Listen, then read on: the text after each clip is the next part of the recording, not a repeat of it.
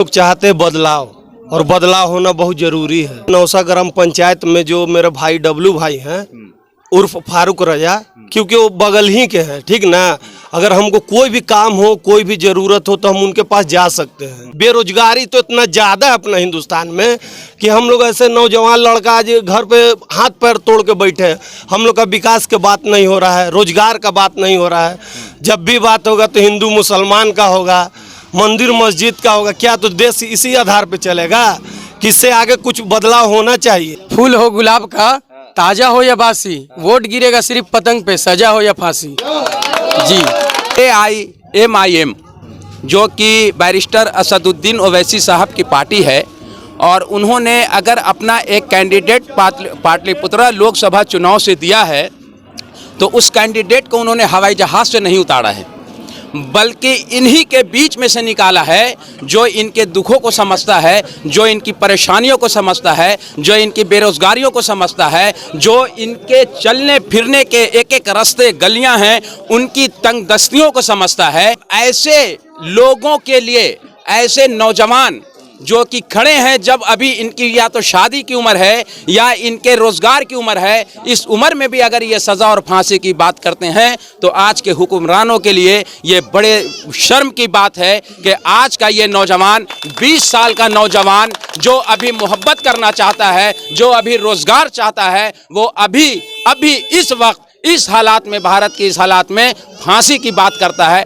ये अपने आप में एक शर्म की बात है। ऐसा नहीं है कि इन लोगों को मैंने पैसा दे के बुलाया है, ये इन लोगों का दर्द है। जब इनको पता चला कि यहाँ पे प्रेस कॉन्फ्रेंस हो रहा तो इन लोग खुद आकर के अपनी बात को रख रहे हैं। ऐसा नहीं आरजेडी की तरह हम लोग भीड़ नहीं बुला रहे हैं, बीजेपी की तरह हम लोग भीड़ नहीं बुला रहे हैं। इन लोगों का दर्द है। और कमी की बात जहाँ तक है, आप नज़र उठा के सबको देख लीजिए, किसी का कोई विकास नहीं हुआ। दिल्ली तक आवाज़ हम लोग को भी जाना चाहिए। हम लोग के पास कुछ है नहीं, कोई पूछने वाला नहीं। आज तक कोई नेता नहीं आके आ रहा, और कहते हैं कि इलेक्शन, आज 5 साल इलेक्शन को होने वाला है, और अभी इलेक्शन के टाइम में भी अभी एक नेता कोई नहीं आ रहा, पूछने तक नहीं कि तुम मर रहे हो या ढर रहे हो। यहाँ तक कि घर जर्जर होने जा रहा है, कोई पूछने वाला नहीं। जनसंख्या में ऐसी है तो बोलता रोड पे रहता है, रोड पे रहेंगे नहीं तो कहाँ रहेंगे रे भाई। हम लोग के पास है कहाँ कुछ कि हम लोग रहेंगे। मतलब गरीब के पास अपना रोजी रोटी नहीं हो रहा खाने को, तो भोज करवा करके राम कृपाल को बुलाया जाए। पहले इनके खाने का हिसाब किताब लगाइए ना बॉस, उसके बाद ना राम कृपाल को बुलाया जाएगा।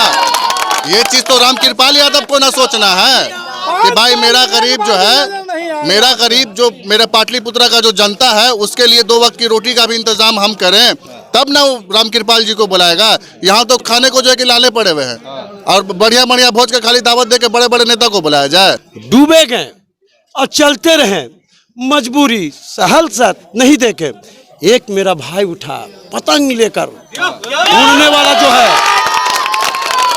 अब चाहे गोली चले या छर्रा, उड़ गया पतंग तो उड़ गया, उसको कोई नहीं पकड़ने वाला पकड़ा। मेरा पतंग छाप रहेगा और उसी पर हम वोट निशान लगाएंगे। आपकी मोहर कहाँ रहेगी? पतंग छाप जहाँ रहेगी।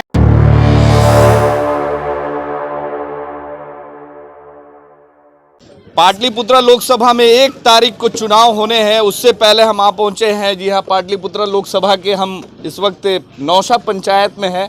तो हम आपको दिखाना चाहेंगे कि इस नौसा पंचायत के एक लाइन से युवा लोग बैठे हुए हैं। इन युवाओं को कहीं ना कहीं आसरा है कि इस बार अगर जो यहाँ के MP बनते हैं, सांसद बनते हैं, तो इन युवाओं के भविष्य के लिए कुछ बेहतर करेंगे।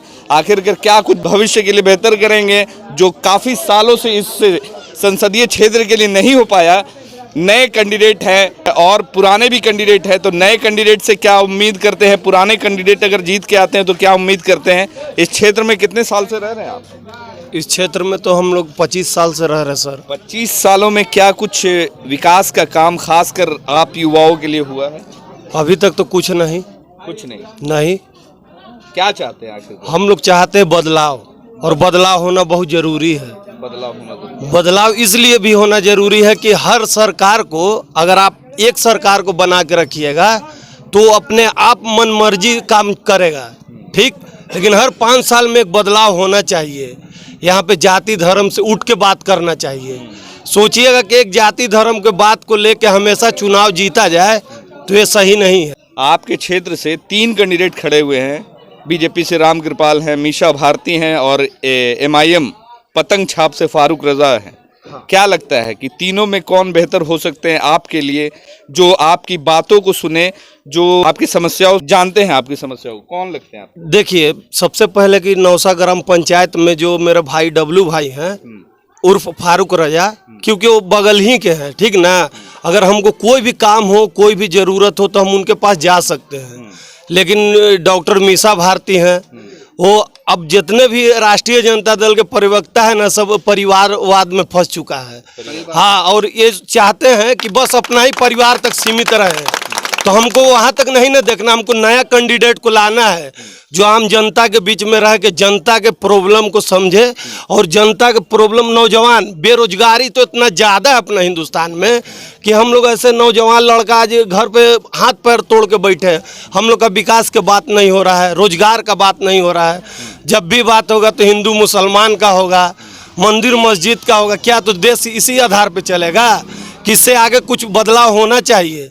तो इसलिए AIMIM जो अवैसी साहब हैं, तो फुलवाड़ी क्षेत्र से यानी पाटलिपुत्र क्षेत्र से अवैसी साहब जो उठाए डब्लू भाई उर्फ फारूक रजा को, ये अच्छा और बेहतरीन कैंडिडेट है। ये सबके माहौल को समझने वाले हैं।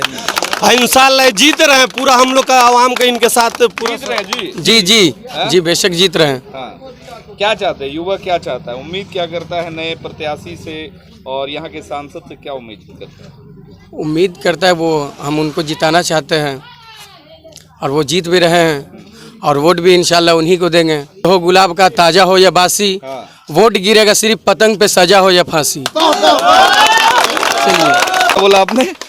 फूल हो गुलाब का ताज़ा हो या बासी, वोट गिरेगा सिर्फ पतंग पे सजा हो या फांसी। जी, सजा हो या फांसी। देखिए, बोल रहे हैं कि सजा हो या फांसी, वोट पड़ेगा पतंग पे ही। कैसा लग रहा है?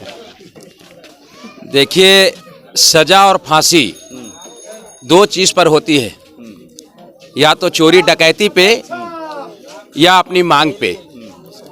तो यहाँ कहने की बात यह है कि ये अपनी मांग पे अडिग हैं, उन क्रूर लोगों से के सामने अडिग हैं जिन्होंने इनकी दुश्वारियों को नहीं समझा, इनकी परेशानियों को नहीं समझा, इनकी अना को, इनके मान सम्मान को नहीं समझा, और यह इतना मुखर होकर बोल रहे हैं कि सजा हो या फांसी, यह इनके दुख की अलामत है, इनके दर्द की अलामत है। और AIMIM जो कि बैरिस्टर असदुद्दीन ओवैसी साहब की पार्टी है, और उन्होंने अगर अपना एक कैंडिडेट पाटलिपुत्रा लोकसभा चुनाव से दिया है तो उस कैंडिडेट को उन्होंने हवाई जहाज़ से नहीं उतारा है, बल्कि इन्हीं के बीच में से निकाला है जो इनके दुखों को समझता है, जो इनकी परेशानियों को समझता है, जो इनकी बेरोजगारियों को समझता है, जो इनके चलने फिरने के एक एक रास्ते गलियां हैं उनकी तंगदस्तियों को समझता है।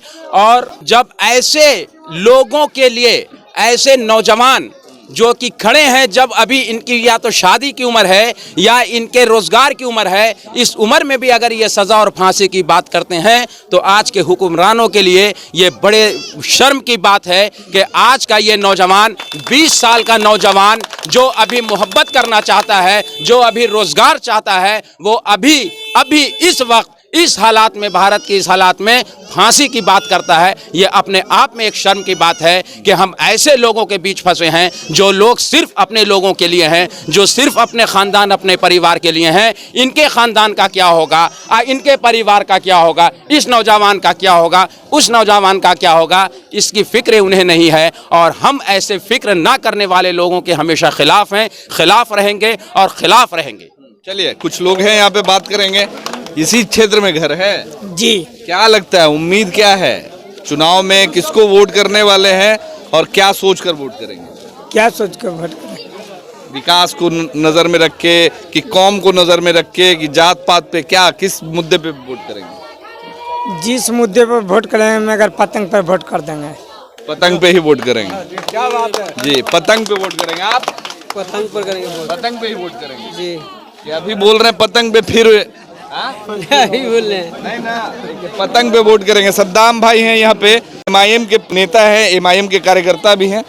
आपके प्रत्याशी से लोगों को, खासकर इस पंचायत के लोगों को काफ़ी उम्मीद है कि पिछले जो सांसद साहब थे, लगभग 20-25 साल से हैं, कुछ नहीं किया इन युवाओं के लिए, खास कर इस क्षेत्र के युवाओं के लिए, और आप इस क्षेत्र के प्रतिनिधित्व भी करते हैं, प्रतिनिधि भी हैं, क्या कुछ देखते हैं कमी और क्या कुछ होना चाहिए इस क्षेत्र के लिए, और आपके प्रत्याशी इसको कैसे पूरा करेंगे?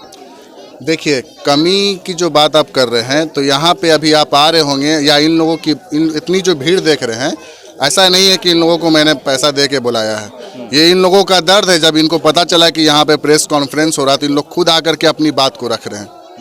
ऐसा नहीं आरजेडी की तरह हम लोग भीड़ नहीं बुला रहे हैं, बीजेपी की तरह हम लोग भीड़ नहीं बुला रहे हैं। इन लोगों का दर्द है।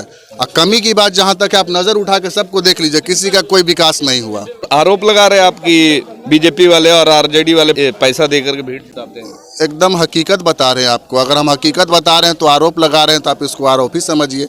ये हकीकत है। सच बात सबको कड़वा लगता है, ठीक है। ये हकीकत बात है कि वो लोग भीड़ जुटाते हैं। आप कई बार सोशल मीडिया पे भी देखिएगा कि आए हैं बीजेपी का झंडा लेके, उधर से बोलेंगे लालू यादव जिंदाबाद, उधर से बोलेंगे अखिलेश भैया जिंदाबाद। तो ये तो हकीकत है ना बॉस। हकीकत से आप कैसे मुंह मोड़ लीजिएगा? आपके प्रत्याशी क्या करेंगे ये बताइए ना। मेरे प्रत्याशी को अगर यहाँ के लोग समर्थन करते हैं, यहाँ के लोग अगर उनको वोट करते हैं, पाटलिपुत्रा की जनता उनको वोट करती है, तो मेरे प्रत्याशी के हद में जो कुछ भी होगा वो अपने हद से बढ़ करके इन लोगों के लिए विकास का काम करेंगे। क्या चाहता है यहाँ का युवा, क्या चाहता है, क्या चाहते हैं? आप युवा हैं, काम करते हैं, क्या करते हैं? रोजगार। अरे बाद में नारा लगाते रहिएगा चाचा। क्या चाहते हैं आप, क्या चाहते हैं इस क्षेत्र के लिए, क्या चाहते हैं अपने लिए, क्या चाहते हैं? रोजगार चाहते हैं, क्या चाहते हैं? सबसे पहले कि डब्लू भाईजान यहाँ से ज़मीनी नेता हैं और ज़मीन से आज जो हम लोग को बीच में आए हैं तो अच्छा लगा। हम लोग को भी लगा कि इस चीज़ को हम लोग आगे लेकर चले। कब तक दरी बिछाते रहेंगे? हम लोग मुसलमान कौम हैं, हर एक के बीच में जाकर दरी बिछाने का काम करते हैं। तो ये सबसे कुछ ऊंचा उठकर सोचना चाहिए और अपने हक की लड़ाई को लिए लड़ना चाहिए। सबसे पहली बात है कि हम लोग संसद में अपना कौम कोई है नहीं। अगर एक आध गो दो गो अगर है भी तो उसको आवाज़ को दबा दिया जाता है। सही बात। तो इसके लेकर MIM पार्टी को जो असदुद्दीन ओवैसी साहब सोचे हैं कि पाटलिपुत्रा क्षेत्र से फारूक रजा को डब्लू भाईजान को उठाया जाए, तो ये बहुत अच्छा निर्णय लिए हैं और हम लोग इसका पूर्ण समर्थन करते हैं। और कहने का मतलब है कि पाटलिपुत्रा की जनता उनके साथ है और वोट चाहे जिसके पास गिर जाए उसके कोई अति नहीं होता, मगर पतंग छाप एक अपने आप में नमचीन चेहरा है जो हम लोग जितने भी कौम हैं ज़्यादातर बढ़ चढ़ कर हिस्सा लेंगे कि एक अपना भी संसद बैठा है कि कम से कम मेरा भी आवाज़ कोई सुनने वाला हो। वहाँ पे मेरा आवाज़ नहीं सुन रहा है, इसीलिए हम लोग को दबाया जाता है। हर जगह देखे मुसलमान पे जुल्म हुआ जा रहा है, कोई बोलने वाला नहीं है, कोई चाहने वाला नहीं है। जो देख रहे हैं तो दरी बिछा रहे। आज कल की बात है, पर आज इधर 2-3 दिन की बात है कि बीजेपी वाले कभी बैठा रहे उनको शाहनवाज हुसैन को आज क्या किया जा रहा? मुसलमान के नाम पे उसको भड़काया जा रहा। कभी कुछ पौधा दे रहा था छीन लिया जा रहा, कुछ पौधा दे रहा था छीन लिया जा रहा। आज वो भी आप देखिए कि वो बीजेपी से भी अब निकल जाएंगे। तो ये सब होने वाला कुछ नहीं है। अपना एकता, अपना कौम, जब तक आप एक संसद को नहीं भेज सकते हैं तो आप मजबूती से आवाज़ नहीं बुलंद कर सकते हैं। इसीलिए कहते हैं कोई भी हो, अपना एक संसद को जब तक नहीं भेजा जाएगा, विकास का मेरे बात कोई सुना नहीं जाएगा। और हम लोग जितने भी हैं आवाम जनता पाटलिपुत्रा का, हम लोग बढ़ चढ़ कर आज हिस्सा ले रहे हैं कि अपने भाई डब्लू भाई को, पतंग छाप को, ओवैसी साहब को जिंदाबाद कर हम लोग संसद में बैठा दिया जाए। दिल्ली तक आवाज़ हम लोग को भी जाना चाहिए। हम लोग के पास कुछ है नहीं, कोई पूछने वाला नहीं। आज तक कोई नेता नहीं यहाँ के आ रहा और कहते हैं कि इलेक्शन, आज 5 साल इलेक्शन को होने वाला है और अभी इलेक्शन के टाइम में भी अभी एक नेता कोई नहीं आ रहा पूछने तक नहीं कि तुम मर रहे हो या ढर रहे हो। यहाँ तक कि घर जर्जर होने जा रहा है, कोई पूछने वाला नहीं। जनसंख्या में ऐसी है तो बोलता रोड पे रहता है। रोड पे रहेंगे नहीं तो कहाँ रहेंगे रे भाई? हम लोग के पास है कहाँ कुछ कि हम लोग रहेंगे? हम लोग को एक घर है, एक घर में 4 परिवार 5 परिवार है, उन लोग कहाँ जाएगा? 10 परिवार है। आपके जो वर्तमान सांसद हैं राम कृपाल जी आते हैं कि नहीं? ये आईना है, अभी तक तो हम देखे नहीं। गायब इनको कहा गया है, गायब जादू है। अभी गायब हुए 5 साल के। क्या बोल रहे हैं? 5 साल से मोहल्ला में नजर आता कहाँ राम कृपाल यादव? कभी नहीं आए मोहल्ला में, नजर नहीं है जी नहीं। क्या बोले, नहीं आता है ना, सीधा सी बात है। तो वोट करवा के नेता को बुलाएंगे? मतलब गरीब के पास अपना रोजी रोटी नहीं हो रहा खाने को, तो भोज करवा करके राम कृपाल को बुलाया जाए? हैं? पहले इनके खाने का हिसाब किताब लगाइए ना बॉस। उसके बाद ना राम कृपाल को बुलाया जाएगा। ये चीज तो राम कृपाल यादव को ना सोचना है कि भाई मेरा गरीब जो है, मेरा गरीब जो मेरे पाटलिपुत्रा का जो जनता है उसके लिए 2 वक्त की रोटी का भी इंतजाम हम करें, तब ना वो राम कृपाल जी को बुलाएगा। यहाँ तो खाने को जो है कि लाले पड़े हुए हैं और बढ़िया बढ़िया भोज के खाली दावत दे के बड़े बड़े नेता को बुलाया जाए। क्या बोल रहे हैं? देखिए, सबसे बड़ी बात है कि ये हमारे भाई ने जो बात बोला है, ये मेरा भाई कोई राजनीतिक पर्सन नहीं है, लेकिन इस भाई को आज के हालात से ये वाकिफ हो गया है कि आज पूरा राजनीतिक दल हम लोगों को दरी बिछाने के लायक समझता है। और ये समझ ही हमारी जीत है, ये समझ हमारी जीत है कि आज ये भाई बोल रहा है कि हम दरी बिछाने के लायक नहीं है। आज ये भाई बोल रहा है कि शाहनवाज हुसैन ने क्या किया। आज ये भाई बोल रहा है कि एक एक घर में 10-10 परिवार रहते हैं। आज ये भाई बोल रहा है कि हमारे जो अभी के मौजूदा सांसद हैं वो 5 साल में 5 बार तो क्या 5 मिनट के लिए भी यहाँ से नहीं गुजरे हैं। अगर ये ऐसी सीख, इस भाई के तरह ये सीख अगर पूरे के पूरे कौम के लोगों को, चाहे वो हिंदू हो, मुसलमान हो, दलित हो, इन लोगों को ये समझ आ जाए कि हमको सिर्फ दरी तक ही सीमित रखा गया है, तो मैं चैलेंज के साथ ये कह सकता हूं कि दरी बिछाना तो दूर, उनकी कुर्सी का पौवा वापस नहीं मिलेगा। कुर्सी का पौवा वापस नहीं मिलेगा। कुर्सी का पौवा ढीला होने वाला है चाचा इस बार। देखिए क्या अंदाज है हमारे समाज क्या बैठे हुए हैं, क्या बोलते हैं। हम तो कुछ नहीं बोलते हैं। मेरे समाज से पूछना चाहते हैं कि अभी तक 1965 तक राज चलते, राजनीतिक के दल उड़ते आया और राजनीतिक में चलते है बहुआ, लेकिन कोई बुझे नहीं राजनीति क्या चीज होता है। न हम पछाड़ने आप पछाड़ने, डूबे गए और चलते रहे, मजबूरी सहलसत नहीं देखे। एक मेरा भाई उठा पतंग लेकर, उड़ने वाला जो है, अब चाहे गोली चले या छर्रा, उड़ गया पतंग तो उड़ गया, उसको कोई नहीं पकड़ने वाला पकड़ा। मेरा पतंग छाप रहेगा और उसी पर हम वोट निशान लगाएंगे।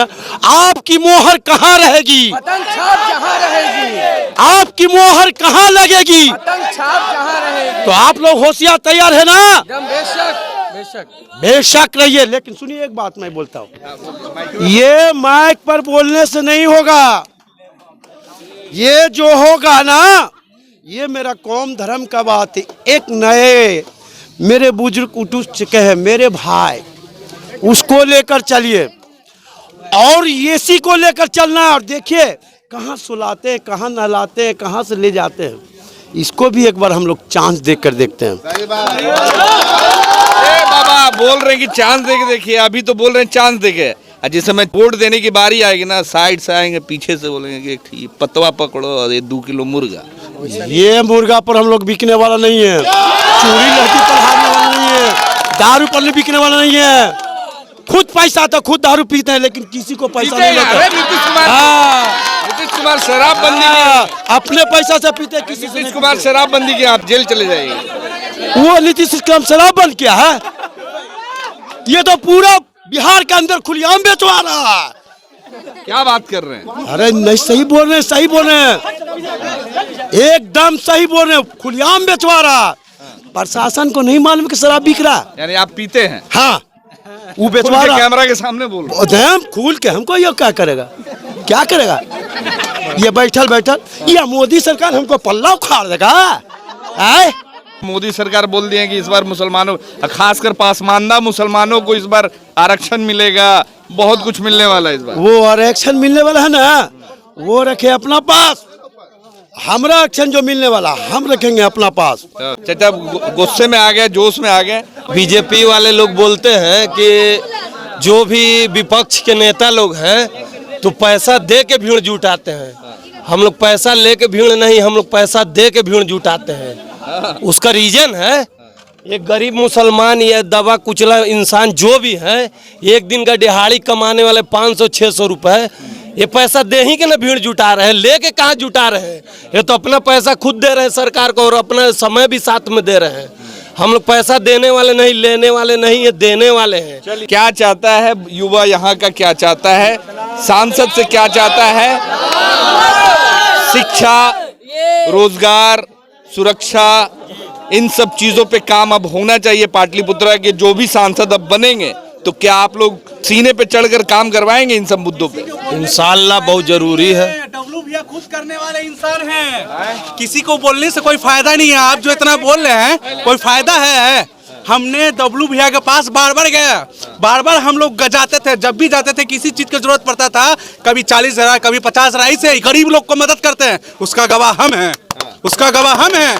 आप हमको जतलाइए नहीं, इस बात को बोलिए नहीं वो करेंगे नहीं करेंगे। हम आंख मूंद के भरोसा कर रहे हैं, वो मेरा भाई है, मेरा गांव का बेटा है, हम उन पे भरोसा हाँ करेंगे, हाँ यकीन है। हम लिख दें? अरे बिना बने हुए ये कर रहे हैं तो अब बन जाएंगे तो क्या करेंगे? अल्हम्दुलिल्लाह माशाअल्लाह। उम्मीद है कि जितने भी वंचित समाज के दबे कुचले पिछड़े लोग हैं, जो काम नहीं हुआ है पिछले कई सालों से, आबादी करोड़ों की होती जा रही है, मगर जो काम होना चाहिए खासकर रोजगार के क्षेत्र में, विकास के क्षेत्र में, सुरक्षा के क्षेत्र में, शिक्षा के क्षेत्र में वो काम नहीं हुआ है। इनसे उम्मीद है कि वो करेंगे। उम्मीद आंख मूंद कर उम्मीद है हमको, आंख मूंद कर उम्मीद है इन पे। और सबको मौका दिया गया है, सबको दिया गया है, अभी इनको देंगे।